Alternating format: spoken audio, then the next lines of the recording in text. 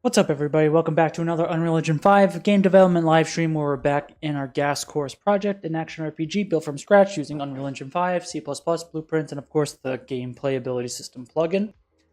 So last time we were on here, we were working on our movement interruption system, which is pretty much like a bare bones interruption system that allows us to kind of blend out of our animations when we mark them up correctly using a tag to let us easily blend back out due to movement. So for example, we have this animation, and then if I decide to cancel and I start moving, it lets us blend out early and we can move.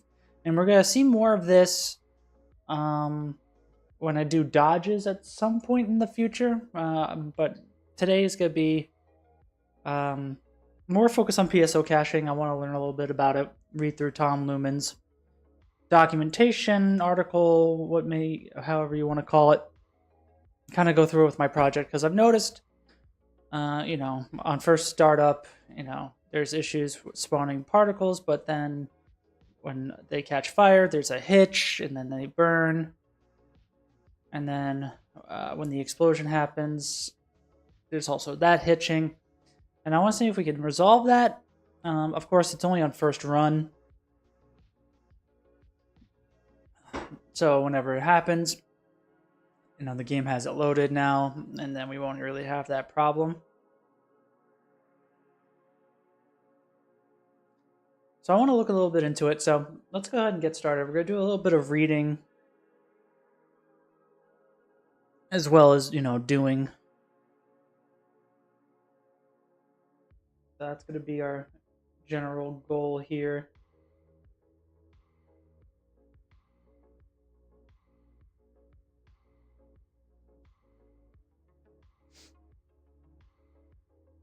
So let's get started.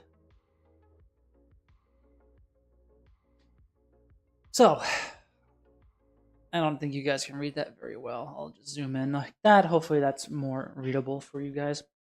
So in recent years, Unreal Engine titles have gotten a bad reputation for stutters and hitches. This has gotten worse as more titles move to DirectX 12 on PC. While some of these frame pacing issues can be blamed on level streaming, underutilization of available CPU cores, which has massively improved in 5.4, or simply poor optimized game code. The most common issue we see discussed at launch is due to a lack of handling PSOs or pipeline state objects. These PSOs, used by the GPU, need to be compiled on the CPU, if not already cached, and will cause stutters, as they may cost anywhere from a few milliseconds to several hundred of milliseconds to compile before we may continue execution. And there's an update here. A detailed video section on PSO gathering and project configuration is available in his complete game optimization, blah, blah, blah.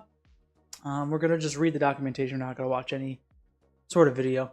So in short, a PSO tells the GPU exactly what state is must set itself to... Wait, what? In short, a PSO tells the GPU exactly what state must set itself to before executing certain operations, such as draw calls. Okay, that sentence is messed up. This PSO needs to be compiled and is GPU dependent, and therefore can't be done ahead of time on certain platforms such as PC. Platforms like Xbox and PlayStation, this could be done during cooking of the project, as the hardware is known ahead of time. This explains why certain releases only suffer from stutters on PC and not consoles. Earlier graphic APIs such as Direct3D 11 needed to make dozens of separate calls to configure GPU parameters on the fly before issuing draw calls. More recent graphics APIs such as Direct3D 12, Vulkan, and Metal support using packages of pre-configured GPU state information called pipeline state objects to change GPU states more quickly. Although this greatly improves running efficiency, generating a new PSO on demand could take 100 or more milliseconds, as the application has to configure every possible parameter. This makes it necessary to generate PSOs long before they are needed for them to be efficient. Okay. So PSO caching in Unreal Engine. As of 5.1, the engine ships with two systems trying to solve the same problem, PSO Precaching and Bundled PSOs. In this article, I'll explain both systems and how they currently work together. The intent, as stated by Epic Games, is for the new PSO Precaching solution to replace the manual PSO gathering or Bundled PSOs pipeline entirely. I did not find that coverage sufficient as of right now, under 5.3, for a hitchless experience, even in a relatively simple test project. This article will cover an implementation using Action Roguelike on GitHub to give you the best starting position for your own project. I'll mostly skip what is already covered by the docs, including things like background information on PSOs and how other APIs and platforms handle this. So I'll be focusing on Windows DirectX 12. You really should read the available documentation along with this article, as it provided additional details on these systems. Okay. So this screenshot in Unreal Insights shows a game running without any handling of PSOs. The result is enormous frame spikes when objects are first seen on screen, as the PSO compilation steps stalls the game until the PSO is ready to be sent to the GPU. Here, that PSO took 54.1 milliseconds to compile, meaning the game cannot continue rendering. Releasing in this state would surely get it covered on Digital Foundry with hashtag stutter struggle. So PSO precaching versus bundled PSO cache. The naming of the two systems can be a bit confusing. The PSO precaching is used for the new automatic runtime just-in-time compilation of the PSOs. This system was introduced in 5.1 and is production ready with 5.3 and up. There were some issues and crashes in earlier versions of UE5. The original system that shipped for years with UE4 requires manual collection of PSOs by the developer and are bundled with the game executable. These bundled PSOs are then compiled within the game first launches, for example, in the main menu. You can call these bundled PSOs or recorded PSOs. In C++, you may often see it referenced as shader pipeline cache. So I guess that's where they, when you're first loading a game, maybe it's saying, pre-compiling shaders. Maybe that's what that's talking about. I'll cover the configuration settings in my discoveries for both systems below.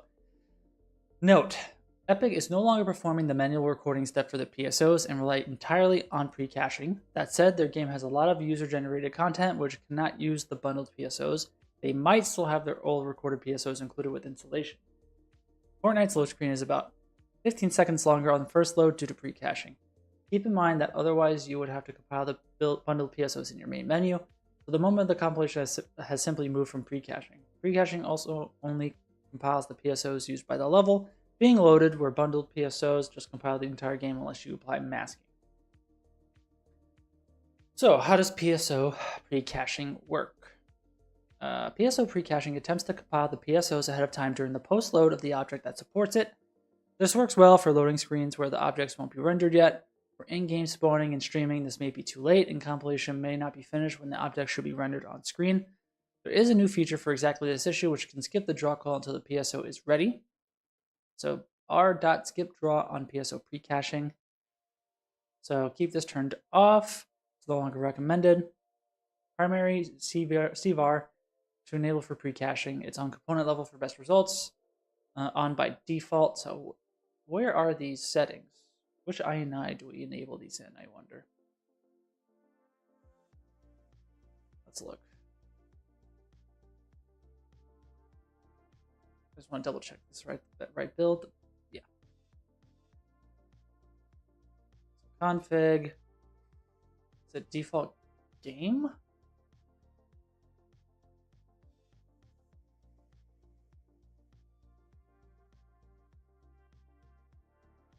Yes, so.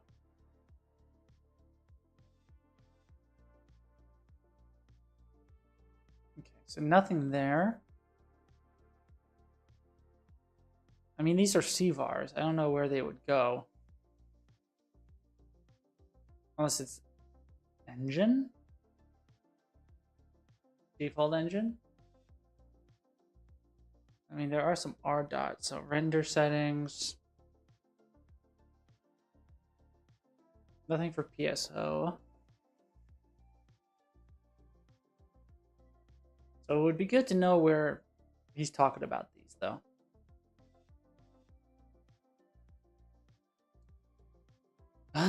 Okay, so there are two modes available for late PSOs. The first is to skip the rendering in the mesh entirely.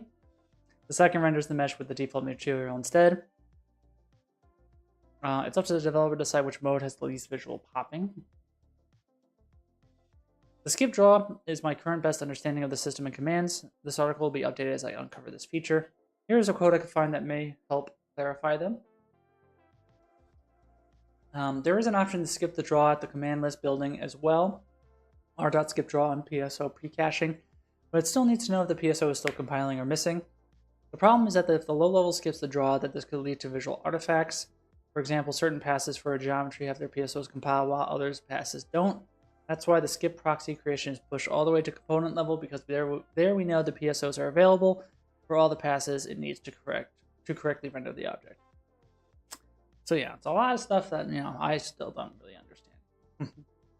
So make sure you read the documentation, as it does a good job. So yeah, we can look at that more. So again, it gives us all these things. It doesn't tell me where I could do that. So optional, get a baseline insights trace. It's good practice to have a baseline when doing performance testing or other forms of optimization. Without any changes applied, run the package game with trace. Okay, so I have to do this as well. Okay, let's see if we can actually get a baseline, I suppose, because yeah, package build, Windows, engine, binaries. There's no Win64 or anything, so do I have to do here binaries, Win64, Unreal? There's no Unreal Insights.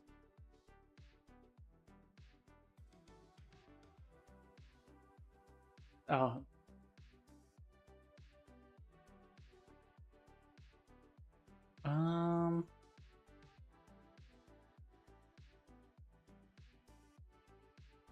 It's because this is this folder?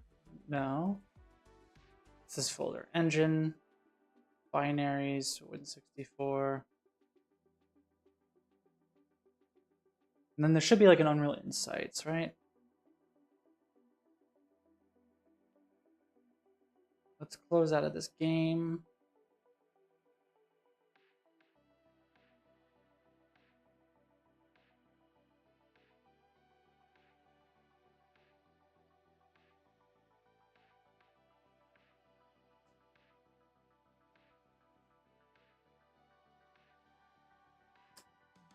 Okay, so nothing's really running. So yeah, Unreal Insights. Scroll. Unreal Insights.exe. Okay. So run the packaged game.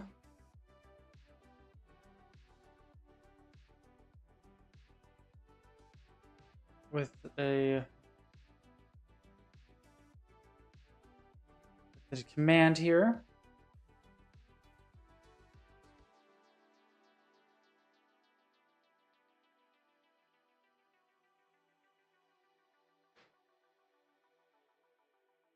So can I show more options? Copy path, create shortcut. Then I should be able to do what?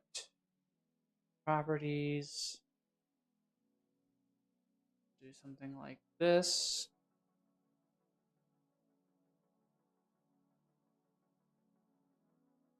And I should be able to open it, right? Okay.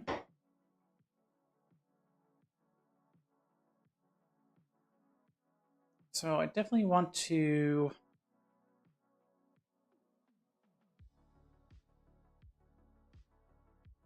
game user settings. Just gonna do 1920 by 1080.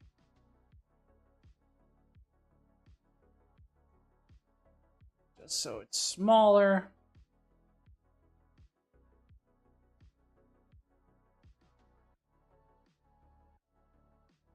Okay. That didn't work. Okay, let's see. Okay, let's go. So Windows game user settings, INI. Use VSync. Oh, whoops.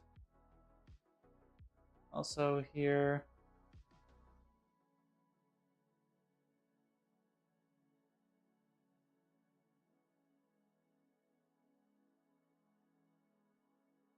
I'm just not sure about the full screen mode. Damn it.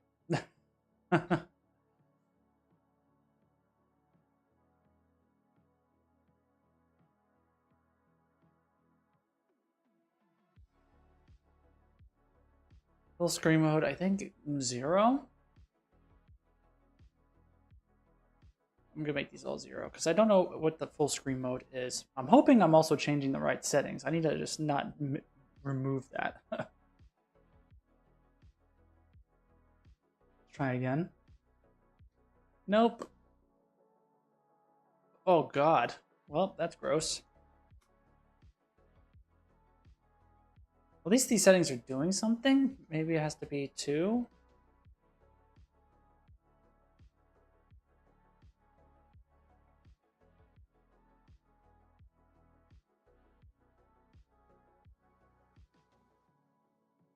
I just want to make sure that it's not full screen, you know? There we go. Now, auto connect. Open trace. And it's this.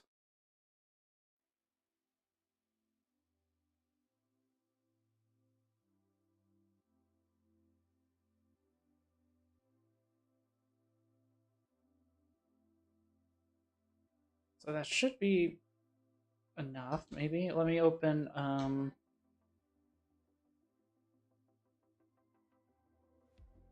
this test map.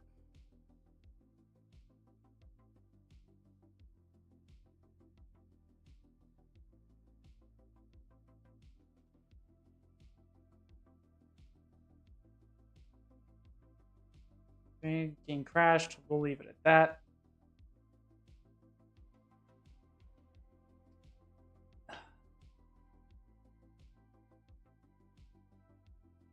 So let's see.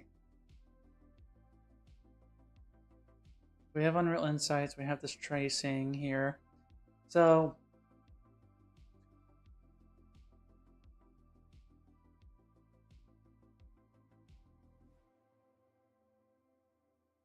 I mean, I didn't really see anything, but I don't know what baseline I'm looking for. So we'll leave that open, I guess. So in default engine INI, finally they're telling me where to do this.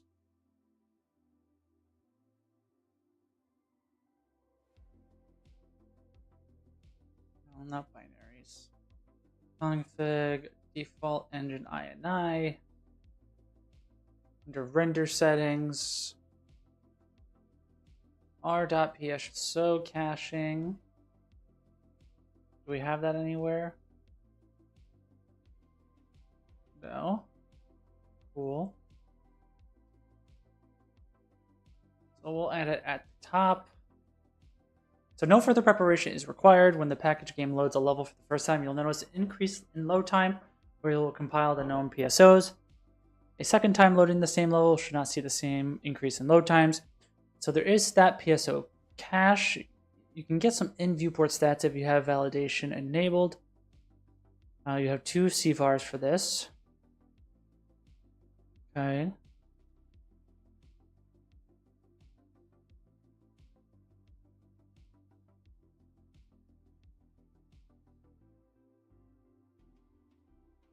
I think I also noticed, yeah, these damage numbers are incorrect on different resolutions, so that's not good. We'll have to fix that at some point. So the variables are .pso precache .validation 2. I don't know if that did anything. And then r.pso precache .validation .track minimal PSOs equals 1. Okay, so not really anything. Okay. So I guess I have to do this actually in the default thing here, I'm going to assume. Let's run our project. Okay, so I misunderstood. So the stat PSO cache is what I was looking for.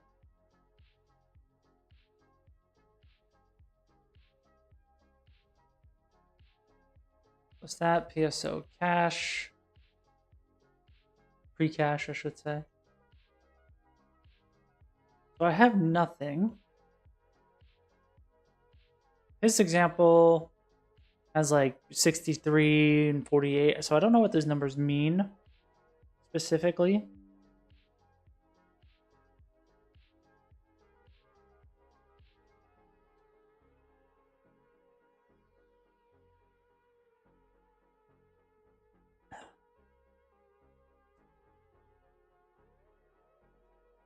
So pre-caching in Unreal Insights, you can see the best compilation steps in the game's loading screen using Unreal Insights. It adds a large number of tasks on worker threads during map loading and may increase the fill time it takes when it's first loaded by the player. These compiled PSOs do get stored by the GPU drivers, meaning the next time you load this level, you won't suffer the same penalty. To get proper stats here, you do need to enable PSO validation mentioned earlier. Don't forget about clear PSO cache to have a clear cache every time for maximum stutters.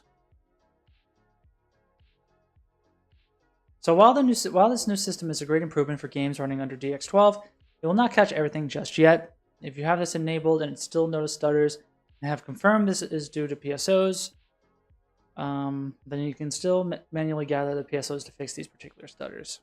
Okay.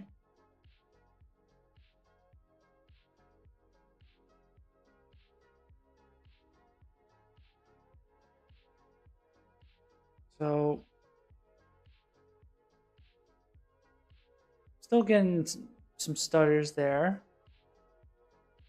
and there.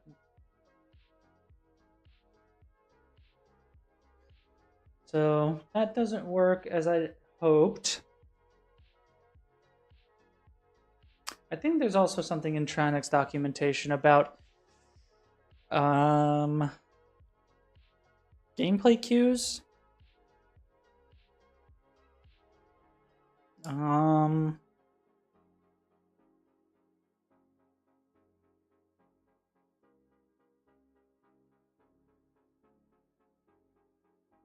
don't know where. I'm gonna see if it's in his configs at all. So default game has these things. Notified paths. Engine.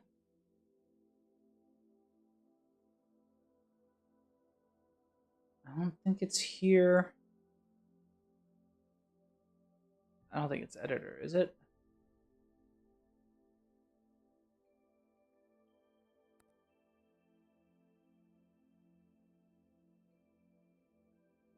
Nothing for gameplay cues there.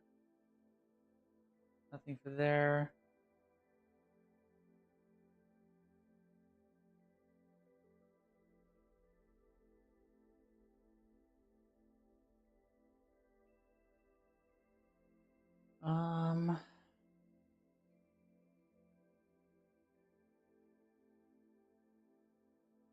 Pretty sure there's something. Let me UE5 C++, not C++. UE5 gas.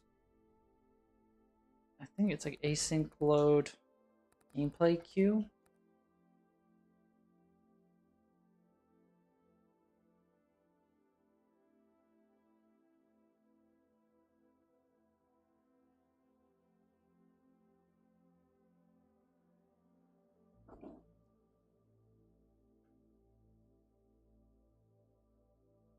So I'm using gas.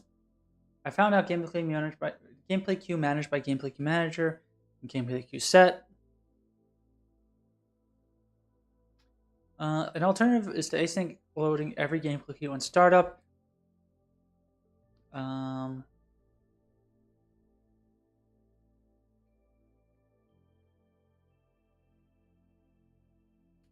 think maybe that's what I have enabled already. Let's look. I should have gameplay queue.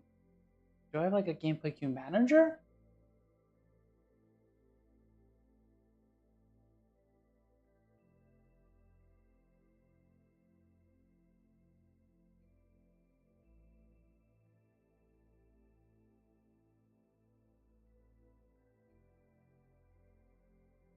Let's see. Do I have it's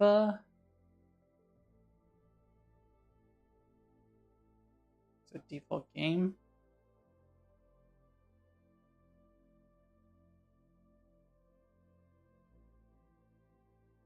Ability system globals. So I do have gas course gameplay queue manager.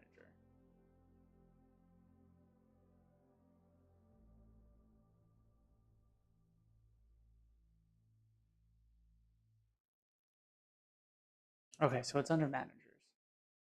So should async load runtime object libraries? False.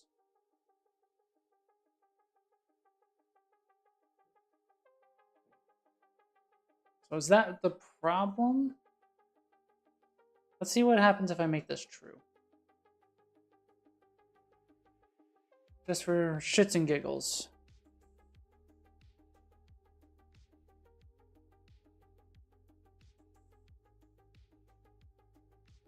At least we found what I was trying to remember.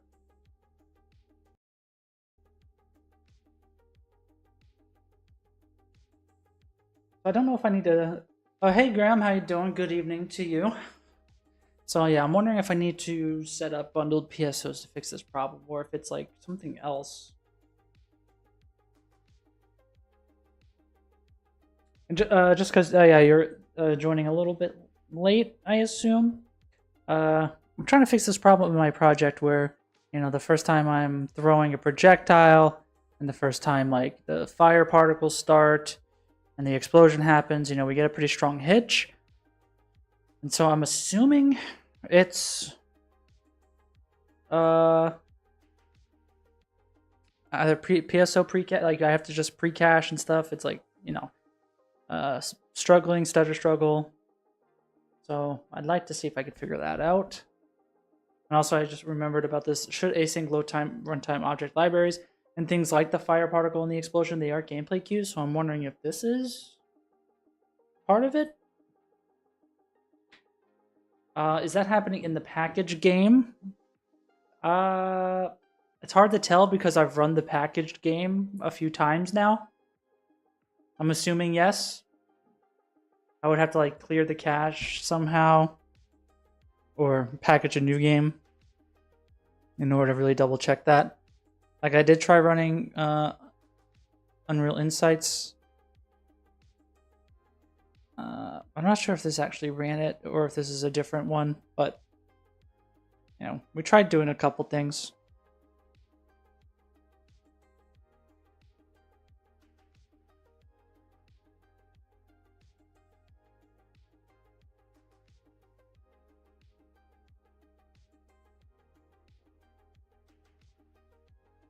So let's see what happens now.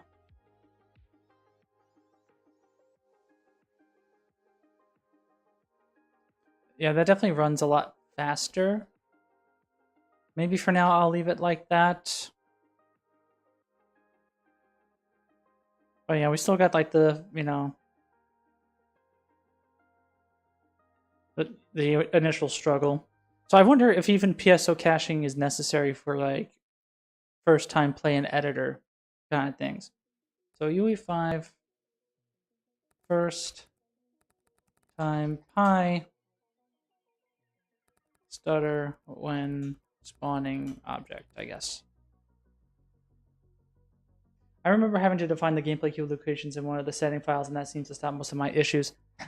Yeah, I've already done the same. I think it's in default game. You do the notify paths. You can also specify the gameplay queue manager. And what we just did is we turned this from false to true, and we seem to get, you know, better things at the moment, but maybe in long term that's not that good. So particle stutter is the first time it spawned. Maybe that's what I would need.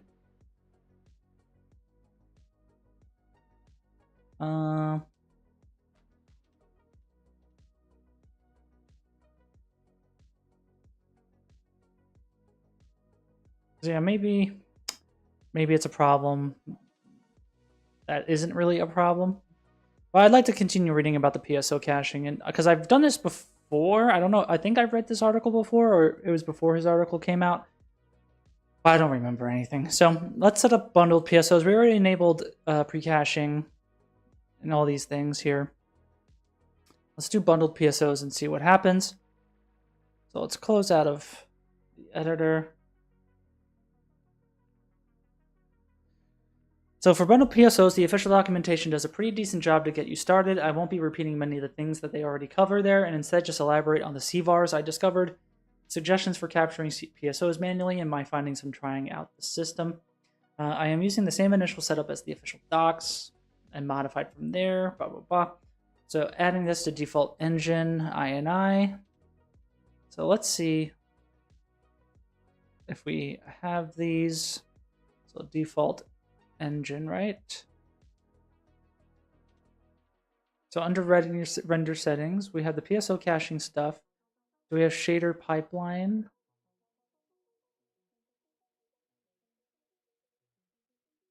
I guess I should be more explicit. Pipeline. No, we don't. So I think we can kind of just copy that.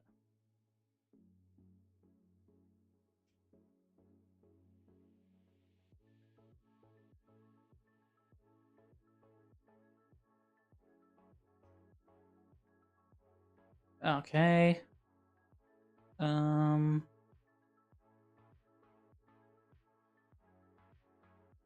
like that should be okay. The other thing I'm probably going to do is actor pooling and probably tie some VFX into it too.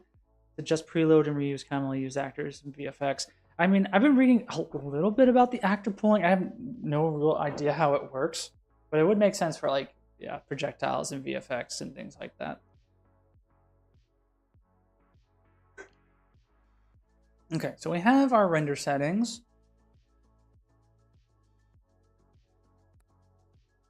Let's just make sure, is there multiple of these? So there's 1 and 2. So we do have it twice.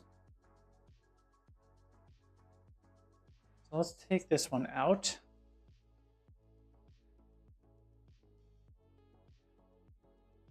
It definitely seems like we've done this before, mayhaps. And default game INI may already be set. Let's look. Default game. So project settings here. B, material shader code true, native libraries true. Okay, we're good. After our conversation the other day, I did decide to take a crack at implementing input buffering into gas yesterday. Oh, nice, nice, nice. If I may ask, you know, what's your approach currently? Okay, so now we have all these things. So cook content to generate shader stable info. So after enabling the system, you'll need to cook the game at least once to generate the SHK files. They will be added to the blah, blah, blah. Okay, so it doesn't seem like doing this will do much for me because it requires that I cook the game.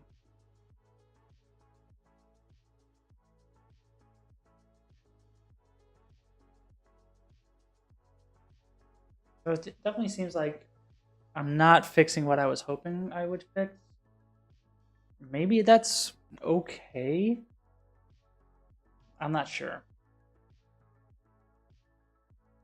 But yeah, let's look.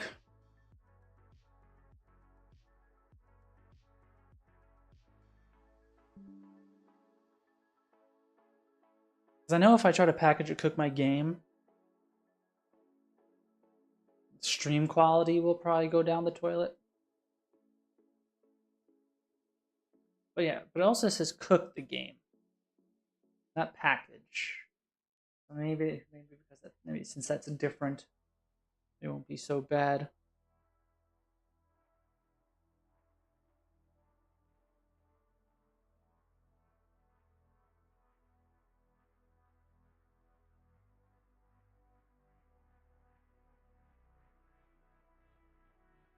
Let's just take this one step at a time, right?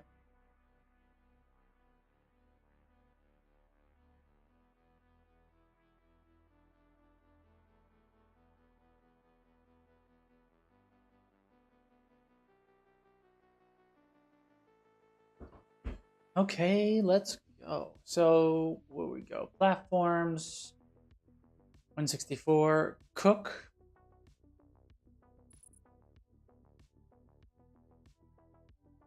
I'm assuming that's correct. Because I don't know if he meant package or cook. He said cook. So let's hope this is what he means.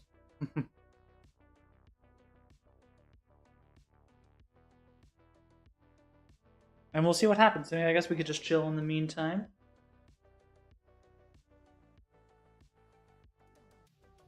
But yeah. So I use an atom notify state to open the input buffer. Okay, yep, makes sense.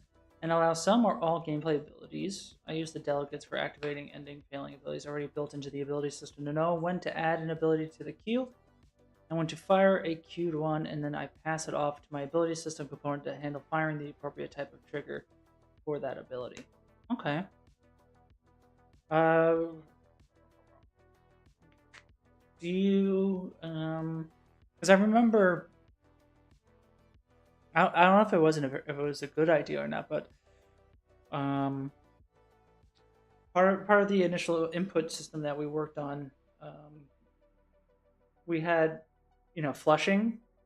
So obviously, when the input closed, we took the last input, passed it through, and tried to invoke it, and then we flushed it. But we also did things like when you killed an enemy, we flushed the input. Just because say you're doing a bunch of melee and you're just spamming.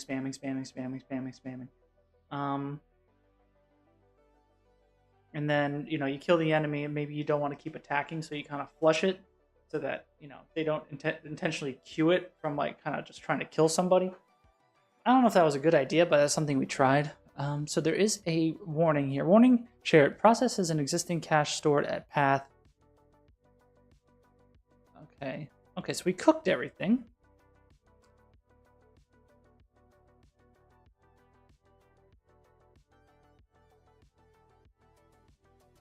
So copy the following two files to a folder somewhere on your PC. The example.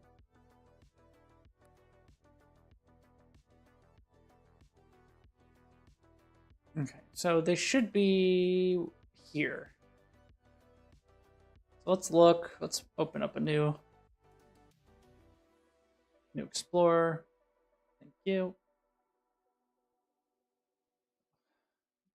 Unreal Engine. Gas Course UE5. Oh, interesting. Yeah, I could see that. So I only allow one ability to be queued at a time and just keep whatever the latest ability that was pressed within the valid buffer window. So it would only ever be one extra ability. That's true. So you just keep a singular thing and you keep overriding it. I'm not sure why we made it an array. Maybe that was unnecessary. So where do we go? Saved, cooked, Windows, gas course, metadata, pipeline caches from today. So we need copy the following to a folder somewhere on my PC. So let's open a third Windows Explorer. Let's do it here. Unreal Engine. Gas course. PSO cache. Precache. No. PSO bundle.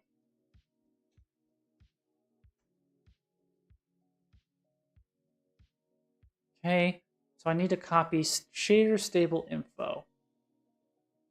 And I need... I don't remember if we support SMK6. We'll take the 6. So we just got copy. Okay. We are copied. So copying both crashed for him, so we're not going to do that. You may need to copy the shader stable files again if you make adjustments to the project's enabled shader permutations. Keep this in mind if your recording conversion step fails at some point in development. I have a little technical debt to clean up, but should hopefully have it finished tomorrow. Nice, nice.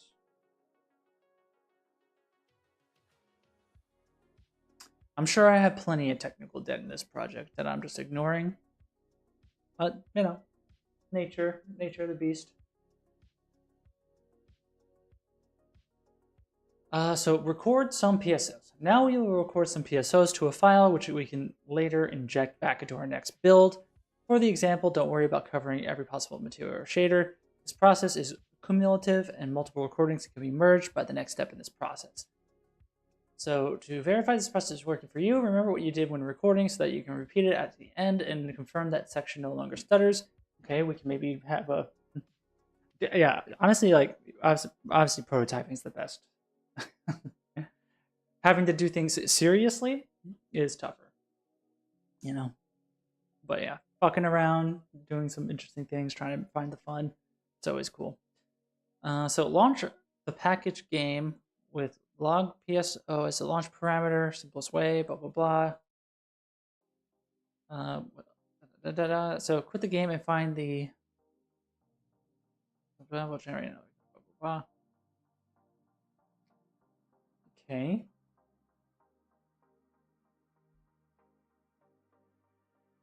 So can I literally run the package game?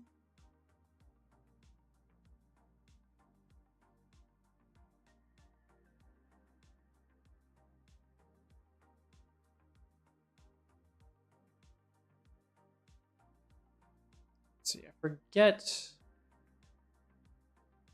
the launch parameters I have here. Clear PSO driver cache, log PSO. Okay, so blah, blah, blah, blah.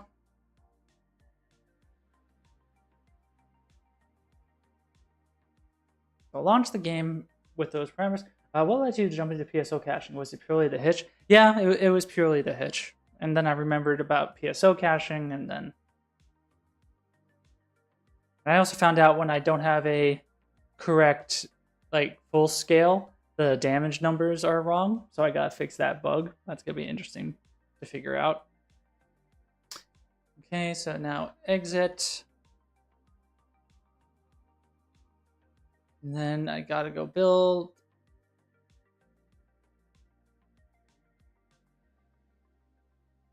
Build Windows.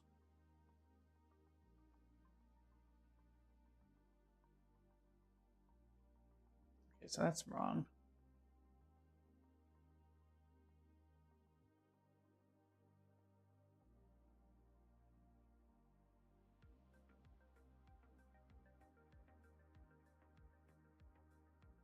So quit the game and find the .racu pipeline cache files.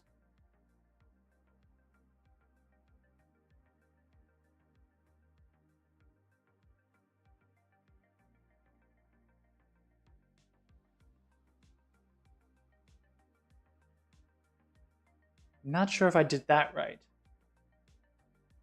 So as in your screen resolution changes the... Yeah, it just changes the location of them, yeah. The screen resolution. So I gotta do some sort of math for the screen space. For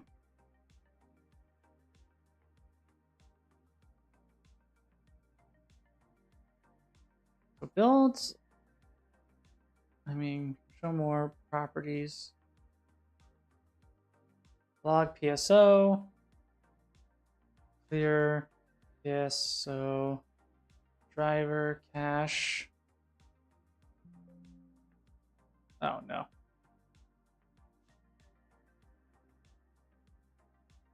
Am I not allowed to do this? Blah, blah, blah, blah, blah. No, I don't want to do that. So here, maybe I don't need to have trace. So clear PSO cache, log PSO. Does it have to be in that specific order, maybe?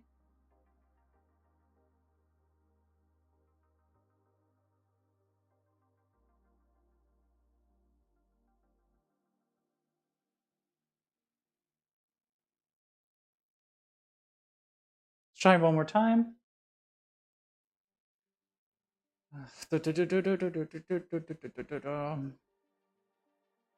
Okay. Exit. So quit the game and find the .rec.u pipeline cache files. So there's supposed to be some sort of file somewhere. And he's saying under build Windows, and then it would be here. So unless I need to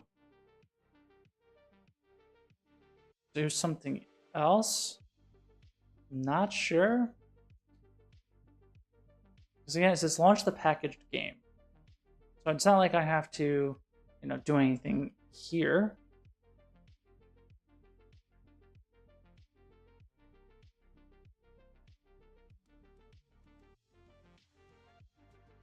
In app data, maybe. We can look.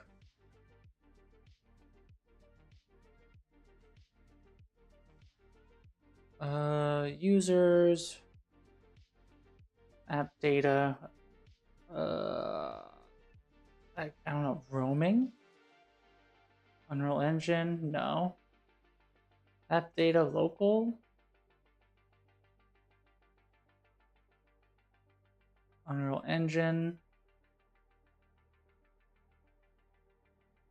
5.4, no. Editor, no. 5.4, no. Would it be in like the actual engine?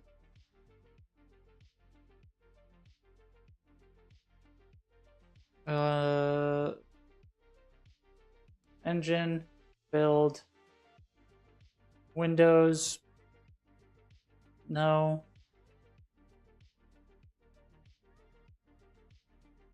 It wouldn't be in here, right? No. It would need to be here, I'd imagine. So the fact that that doesn't work is not very cash money. Can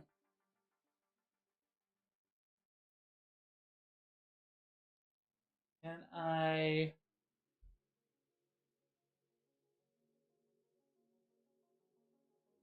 Let me look at the Unreal documentation. I have one in app data local for my actual project name, but I don't see any build folders. Yeah. So there's PSO precaching here. Setting up precache, blah, blah, blah, blah.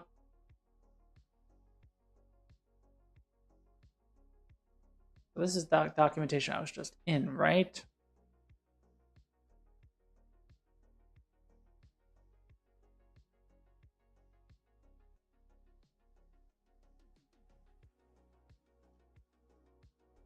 No.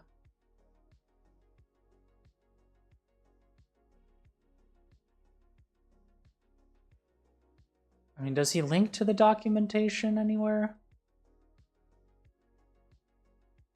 Because he says make sure to read it. It's the PSO precaching one.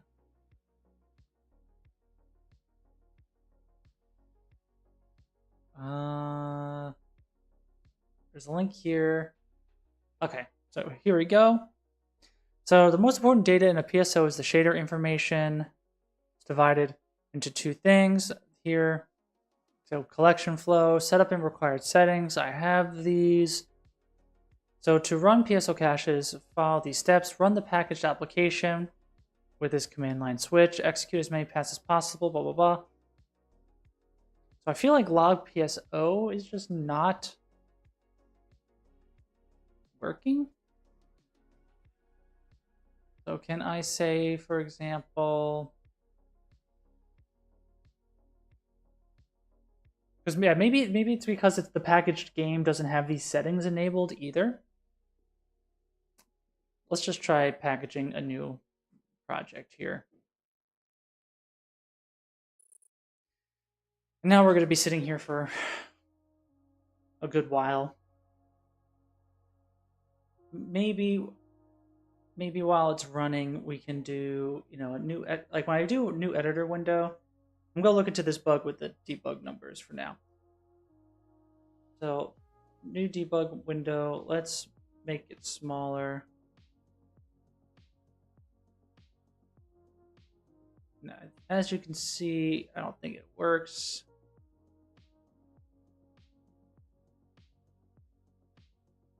So yeah, the numbers are up there.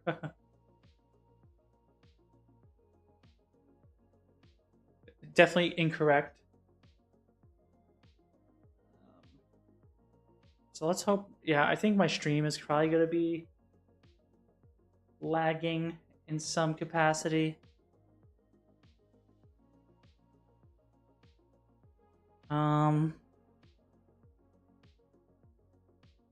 So just bear with me while this is happening. My computer isn't that good. So there's damage number panel.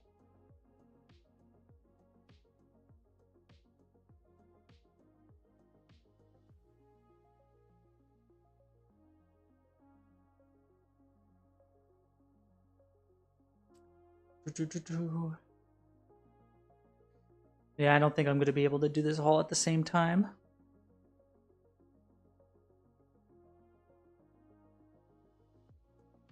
So yeah, we'll kind of suffer in silence while things are going. So this is how we're calculating stuff.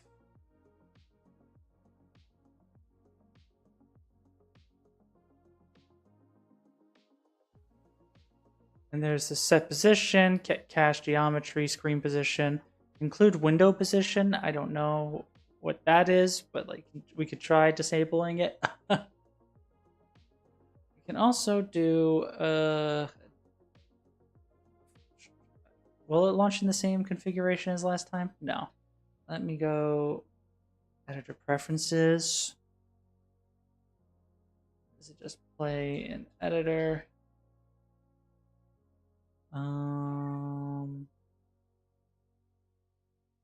So play.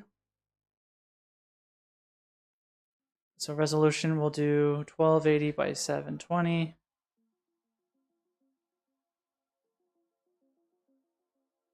And hopefully I didn't change any code that would cause it to not compile correctly, because that would be upsetting. Okay, so did that really fix it?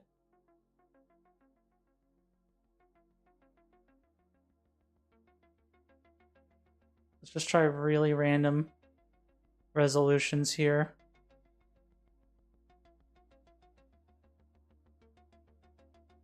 Okay.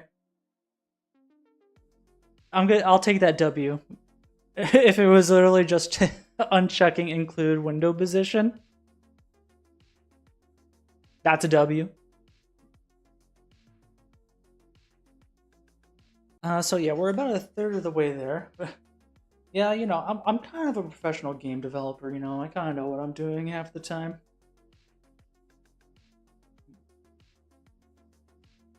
Always take the easy ones.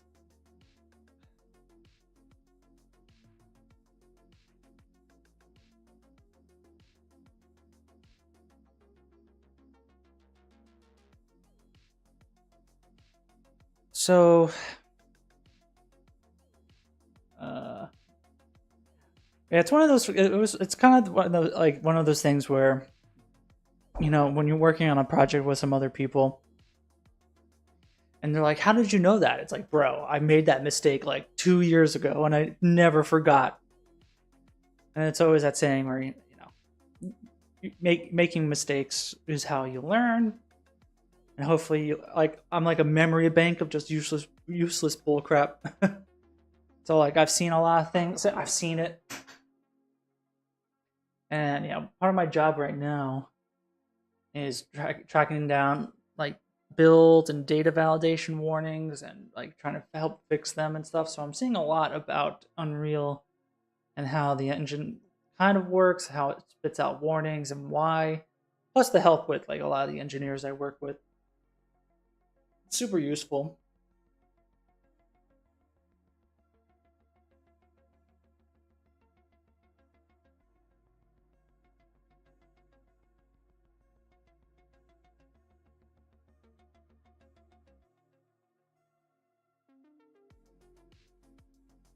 Everything is a mistake that took you too long to fix. I have certain drop downs and checkboxes burned into my mind, and from debugging code, thinking that was the issue, and it ended up being a default setting somewhere. It's like, yeah, oops, I accidentally turned something on when debugging something else, and now I broke it without remembering. Classic mistake.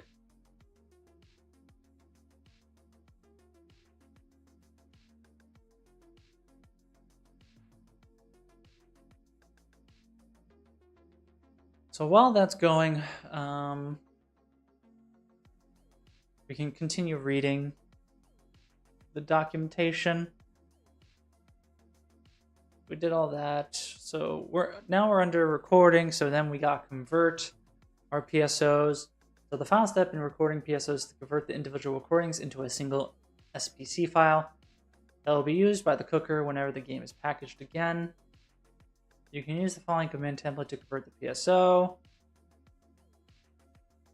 This runs the command line version of the editor, executes the shader pipeline cache tools.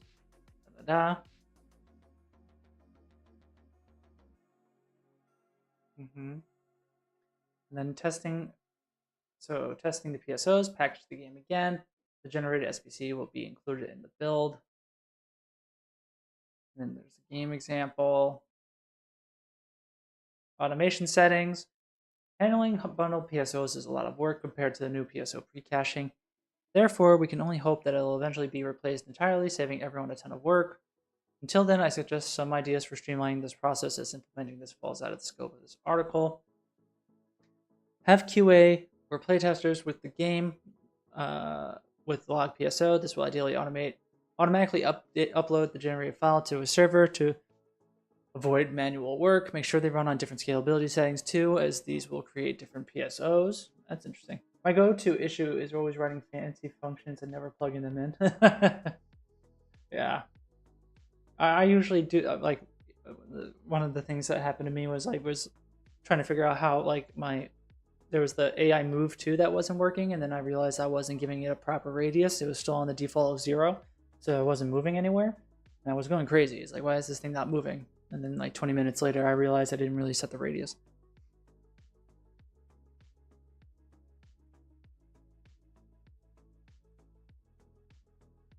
So create a simple spline actor in every level that can do a fly through to visit all the locations. This may not cover everything, so keep cinematics and spawnables in mind. Yeah, this is interesting. So the build configuration does not affect the generated PSOs. You can use debug development shipping build configurations for the game builds to gather the PSOs in your development pipeline. Use fast for loading screens, background for UI, and interactive moments. Blah, blah, blah. So I'm curious how people make that. What's the word? Like the compiling pre-compiling shaders thing. I'm curious how to do that. Yeah, I'm avoiding AI stuff too.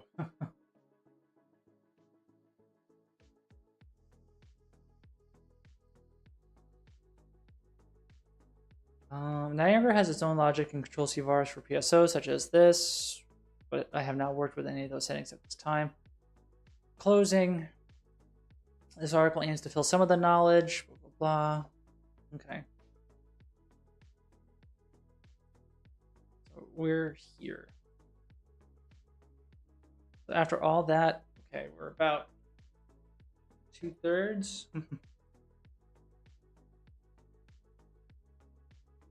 We're about an hour in. We're going to stream for about 30 more minutes.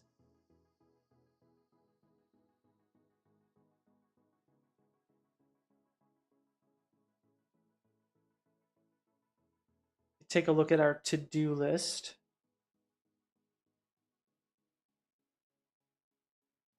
The computer's running super slow because of this packaging thing. So we have a lot of stuff, but we kind of want to focus on the this week section. So we're looking into PSO caching. I don't care about finalizing debugging for targeting. I think that's done. We can always come back to it if it's not. Custom target filtering I want to look into, but dodging related things I want to look into next. That includes also jumping stuff.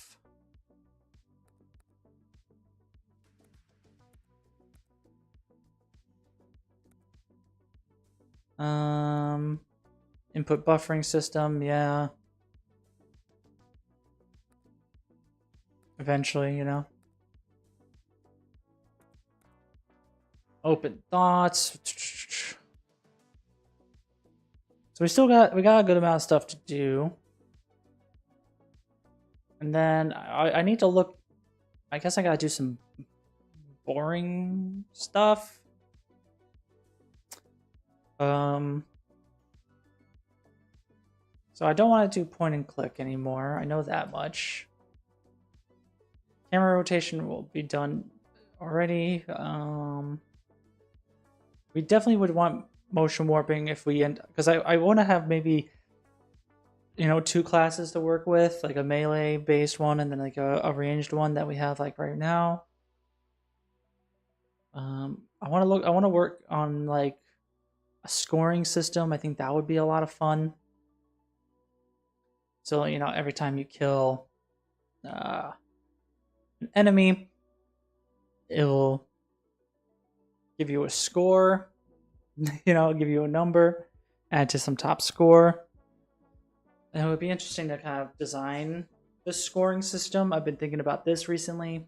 And then based on like how much points you get when you kill an enemy, maybe they'll drop some like mana resources, or they'll drop items you can pick up that will like reset your cooldowns or do something like that. I implement strafing movement for combat and then move in the direction for out of combat. Yeah, so that's kind of what I have as well. If I can play an editor again.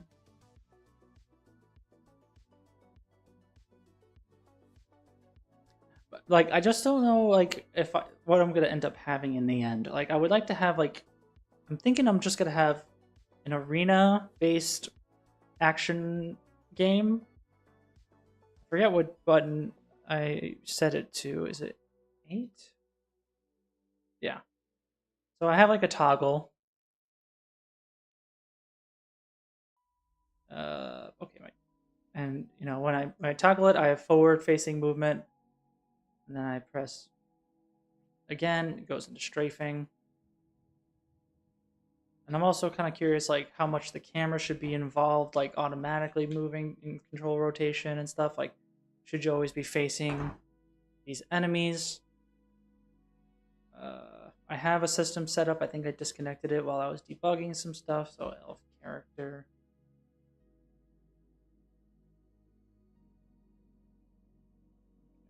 Okay. Player.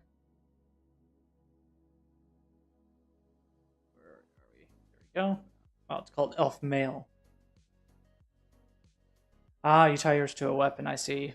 I get that makes sense too. I just don't know if I'm gonna have a mode where you won't have like this elf guy. Like, he may not technically have a weapon, but you know, his hands are his weapons.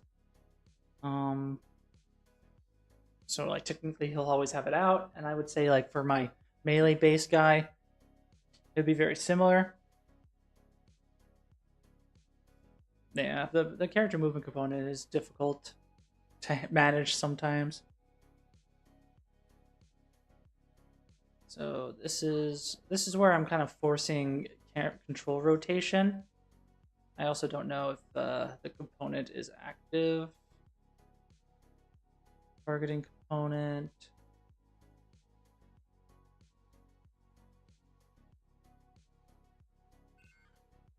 Okay, so packaging failed. That sucks. Why?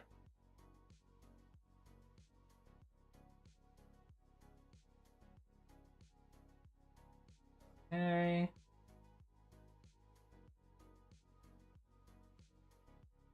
Am I going to be able to find this error?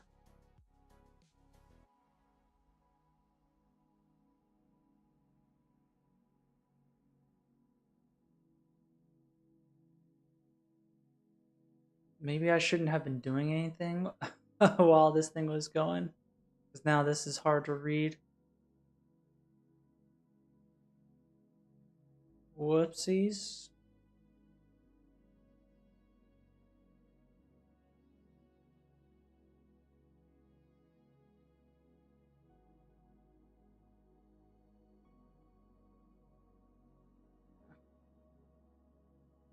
Because it really doesn't get it. It doesn't even reach the end. So maybe because I was doing stuff, it's like, okay, bro, stop. You know. So I'll do a package build off stream. So as you can see, like as I'm moving, you know, the camera's updating and stuff like that. But I did want to also add like a not a failsafe, but like a means to let the player control. You know, okay, now I'm moving, I'm looking, and then I stop, and then eventually kind of goes back.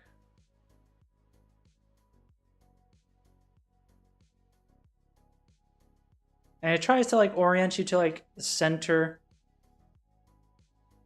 of like the group of enemies and stuff. So it does some like calculation. But I just don't know how I feel about it. Like, should we just let the character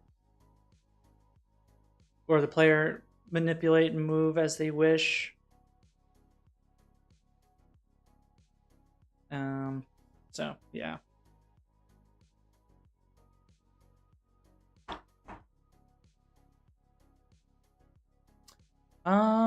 Okay, so I'm gonna try. Can I find like error? Okay, so error. Okay, so the PC at precompiled virtual memory exceeded its limit, so that's probably why it failed. Um, so I guess for the time, I do like the motion matching though. It looks smooth. Yeah, it took me a little bit to migrate it over, and I do want to add the jumping that's included. I don't want to do the like because it's from this game animation sample project. I don't want to take the parkour, but I want to take the jumping elements. And I did have it. Is it called dash? I have some, or did I not buy it? I think I need to buy it still. Because there's fab. Start exploring. Whoops. I mean, okay. So now everything's fab. Uh-oh. Accept all cookies. Okay, so did I... So my library...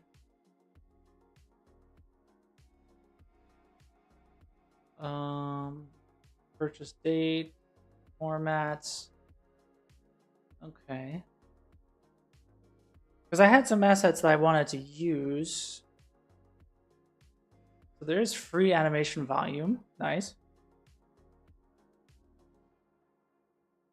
Hand melee, hand-to-hand, silly gestures, blah, blah, blah. Okay. I want to find dodge animations, honestly. Dodge. Rolls and dodge. I don't know if it's this one that I liked or it was this roll dodge. I think it's these evade ones. Dodge and evade. There's a preview video. Let's check it out.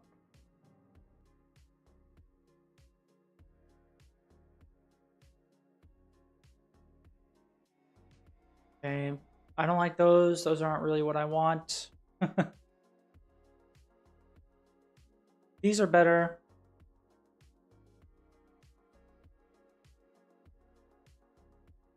And I could probably use motion warping. I don't like the upper body movement. Like the hands moving like that. Rolling, I don't really care about. Cartwheels, I also don't really care about.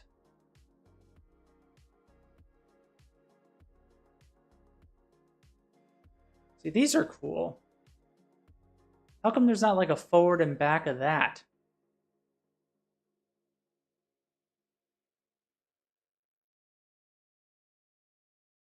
No. Yeah.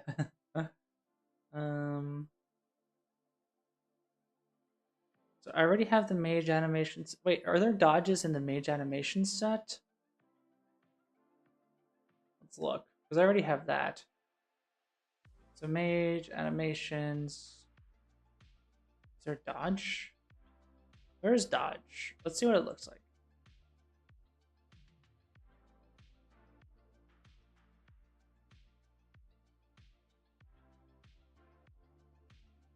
Mm-hmm.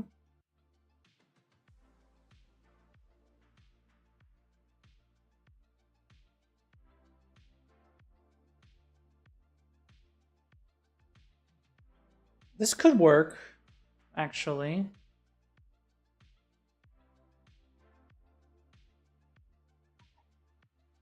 So there is forward. So I probably want to do the in place one and use, motion warp to get us there. Yeah, it's workable. Because what I'm thinking is, you know, by default, it's just dodging, and there's still like collision and stuff like that. But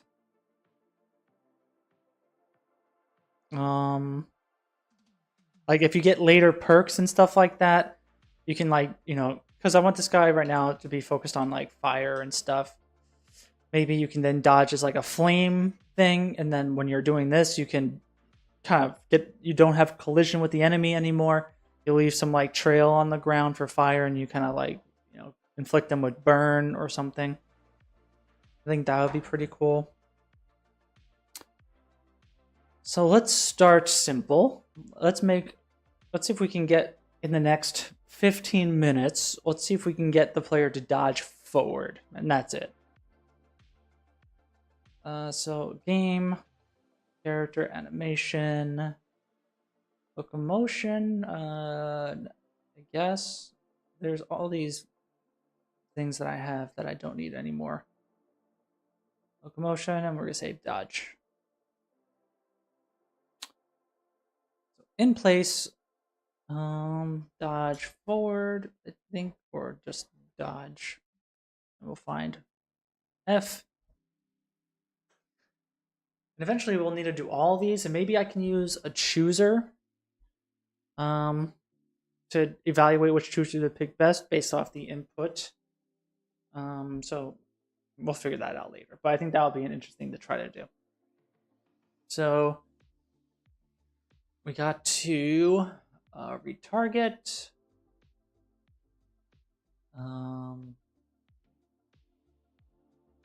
Target. Oh, okay. What just happened? Okay. So I need to do elf.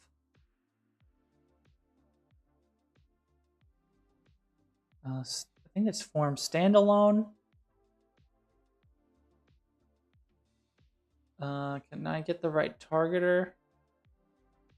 I know it's gonna hit some sort of breakpoint, right? Or why is this freezing up? There we go. So UEFN to elf male. And to F male. Can I just pick you? And then we're gonna do. We'll do all the dodges. So dodge in place.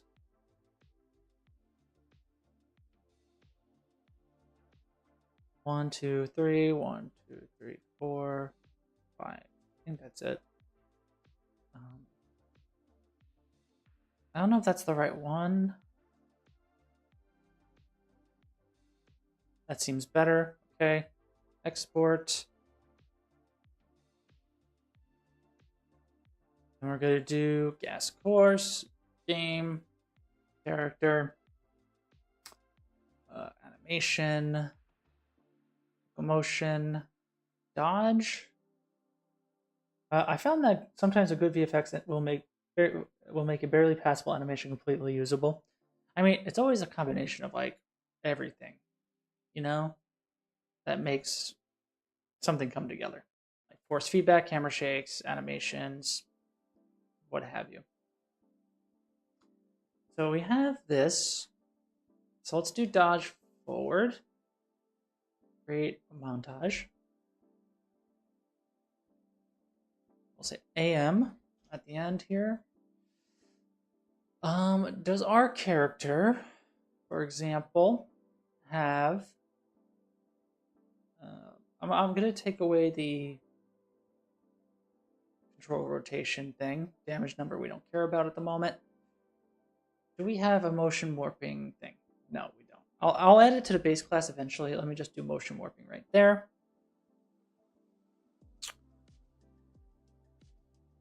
Let's create a motion warp track, add state, motion warping, and we're going to say, so like here to about maybe here. It's cool. The people that I work with, some of the engineers participated in the system motion warping, so I know some of the programmers that worked on this, and so I'm very familiar with the system as they developed it when we worked on it. So it's very cool. So I don't know if we want to do warp rotation, but we want to do this. Some of the changes might be in 5.5. Because yeah, not everything I see is here. We're just gonna keep that. That looks good, I think. So now we got to do a couple of things to actually get an ability to fire off. The character, player, ability system. There's also input. So I think I need to do I'll just make one called IA dodge for now, or evade, or something like that. And then we can go into our config as well as our context. We'll do gamepad first. So there is already ability 1 gamepad face button left, but it's a corded action thing. So I should be able to, I'll put it towards the top. So evade. We can use this to show key, select key value. You can click it and then you can press the controller and then you get the button. And we're gonna do pressed. So now we have it there. Just so I don't forget, I will add it as well here. It'll be left control, evade. That. Let's move it towards the top. So that's it. That's in our input mapping context. Now we have this. So maybe this could, it's going to be an ability. So let's do, so we're going to have to make a new native input action probably. Let's go close all tabs. Native gameplay tags. Let's go up. So input tag.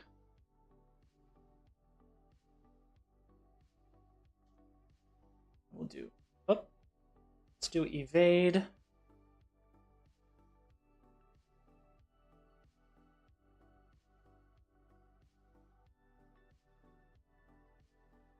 Where is it in our list? It's after jump.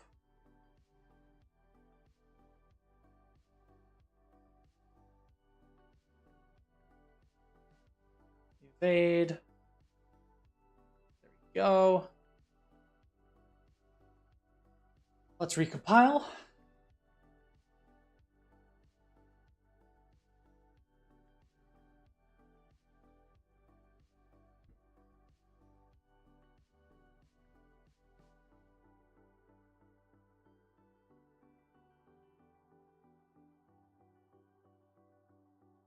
Oh, these headphones are hurting my head.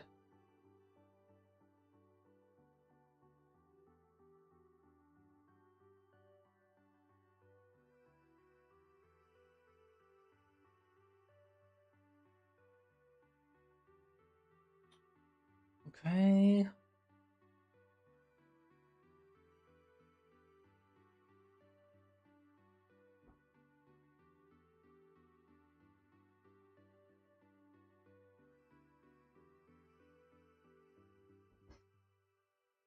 Oh, man, I'm so tired.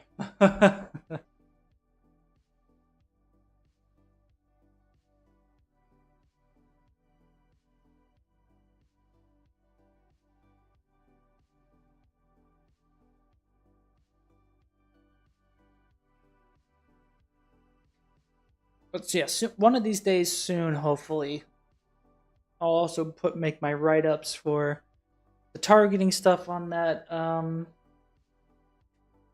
thread, and then I'll also do the markup and write up for the movement interruption. Because yeah, the dodges will also need to have the movement interruption, I believe. And maybe we can showcase that here. Maybe.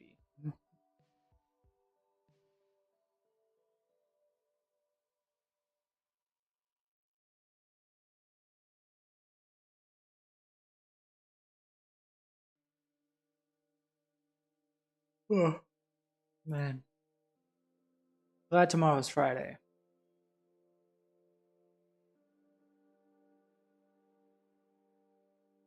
Should hopefully have an interesting weekend coming up.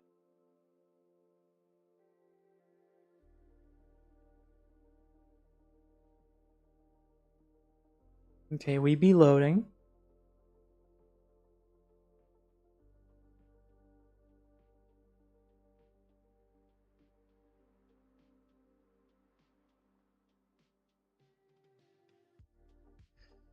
Eventually, when the full release of 5.5 drops, I'll need to update my project to that, I think, because I'm not even on 5.3, I'm on 5.0, you know, or 5.40.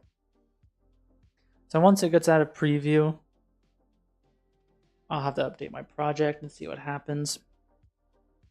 Oh no, I didn't mean to launch that. No. Oh no.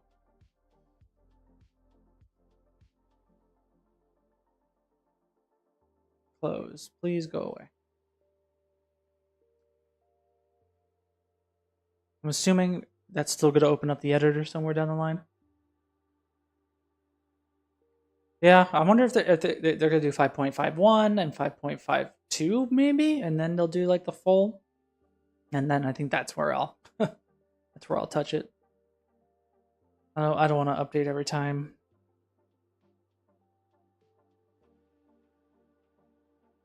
Okay, yeah, so cancel that, go away. We should have our project now, I guess.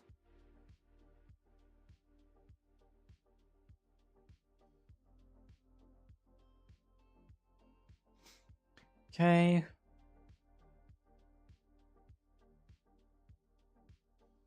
They have a lot of new and very breakable shinies in 5.5. True. Okay, so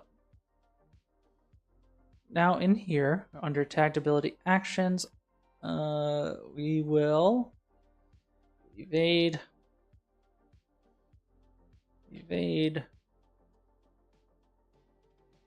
So now I should be able to do player, ability system, ability sets, grant a new one, evade. Now I can make a new ability. Say dodge. New ability class, gas course ability, GA, dodge. Grant that there. And then let's open this up. Let's do a print. And an end.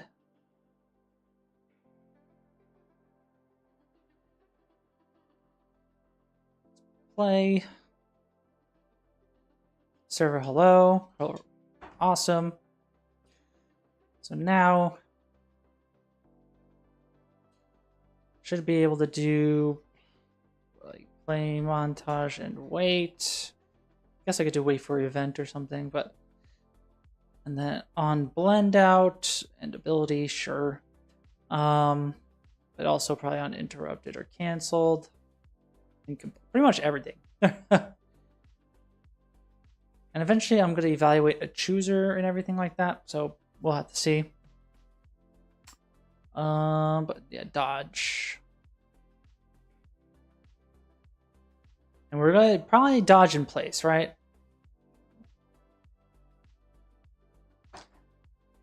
So what I should be able to do is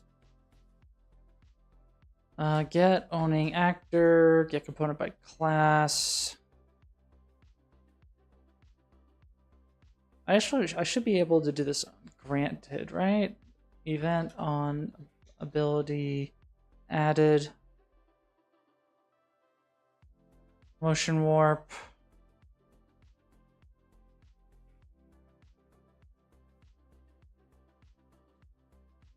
Component. Bam. We can just do it as valid. I always forget you can do a validated get. Might as well just do it. Then there should be add or update warp target.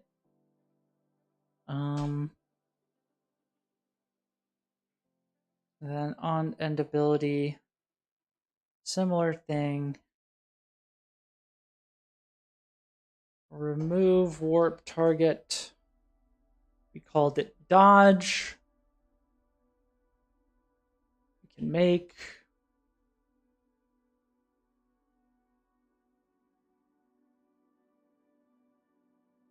So location. So optional static location offset only relevant when the warp target is created from a component. So can I get like skeletal mesh component from actor info? And then can I say it like 500? And then say dodge. Will that give me where I... Okay, so something's not happening. So that means this isn't valid. So maybe when the ability is added, this isn't happening. Yeah, it's not valid by that time. Interesting. Okay. Can I don't know. I'm not gonna delay that. Fuck that. So let's just take that. Do something like that. And then like that.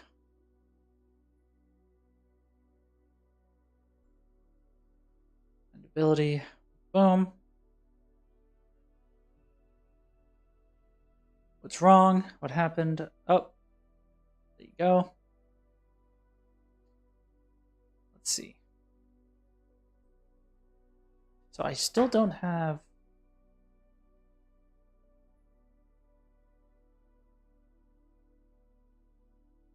Oh. I'm stupid. On ability added. Because the owning actor is the player state. I have to do the avatar actor.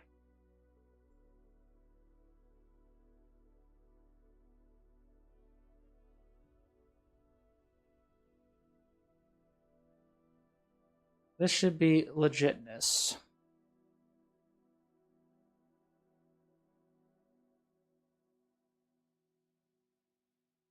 Okay. So we know it's playing. There should be a motion warp.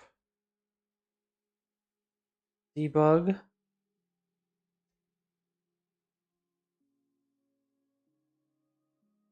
So it's not really drawing.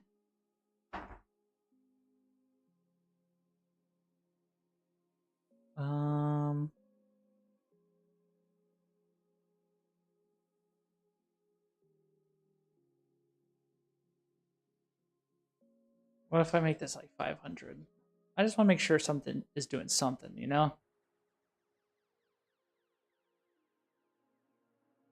No. What does this look like? So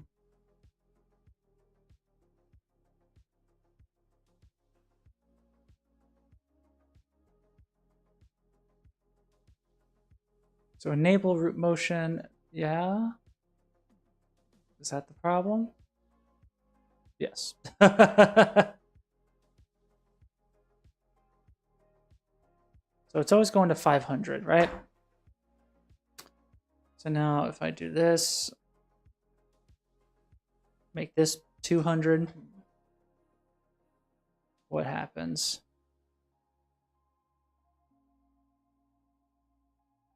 So for some reason, it's always doing it. So optional component used to calculate the final target transform. So do I have to like get actor? Do I have to be like get avatar actor, get actor location, and then the offset will be from my position rather than 0, 0.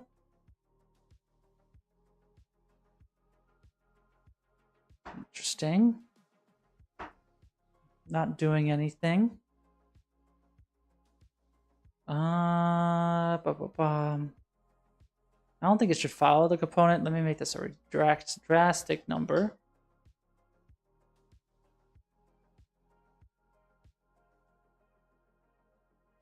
Okay. It's doing something. Follow component though?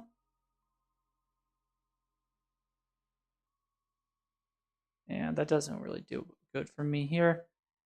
What if I do make... Can I do like add or update from transform?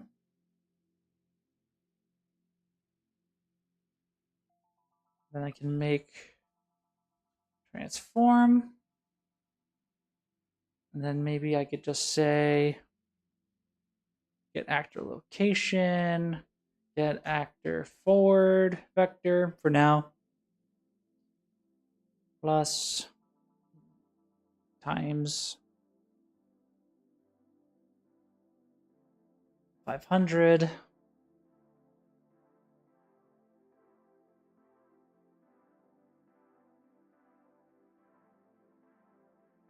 Like that. What does this look like? Yeah.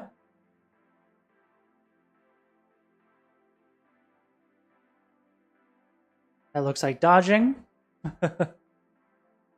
And then we can, for funsies, add our movement interrupt.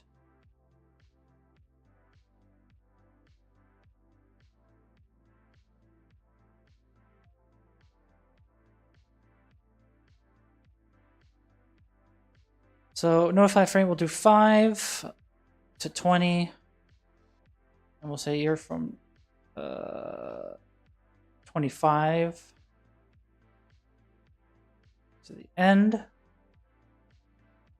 We could try doing inertialization, sensorial in and out. That, let's see how that feels. I should probably, whoops. Let's just do selective viewport.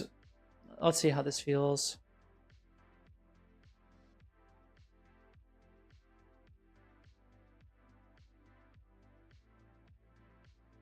A little better. I think we should be able to interrupt maybe sooner.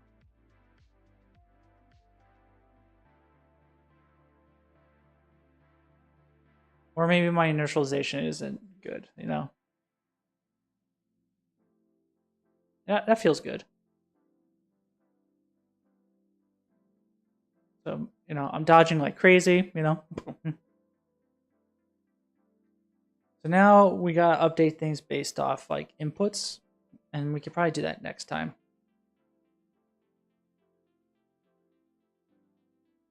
But pretty good. You know, able to do that rather quickly. So now we would just have to do the same kind of setups. Just so I don't forget, I'm gonna do this now. There should be edit property matrix, root motion, enable root motion. There we go. Done. So now we should be able to do everything correctly going forward. And yeah, this is where I would want to make a chooser, which I think will be fun. And we could pass in a vector to pick the chooser, essentially. Or we can do like basically maybe use the input, get the yaw angle, and use that value. So we'll play around. So that's where I'm going to end it for today. Thank you guys so much for watching. I appreciate it. For those who are watching on Twitch, if you aren't already following me here, a follow would be huge. It'd be much appreciated. We can also make sure to join our Discord. Follow me on YouTube. Okay, I guess my dashboard's not working, so never mind. Don't join my Discord, I guess. But yeah, thanks a lot. Have a good night, and I'll see you very soon.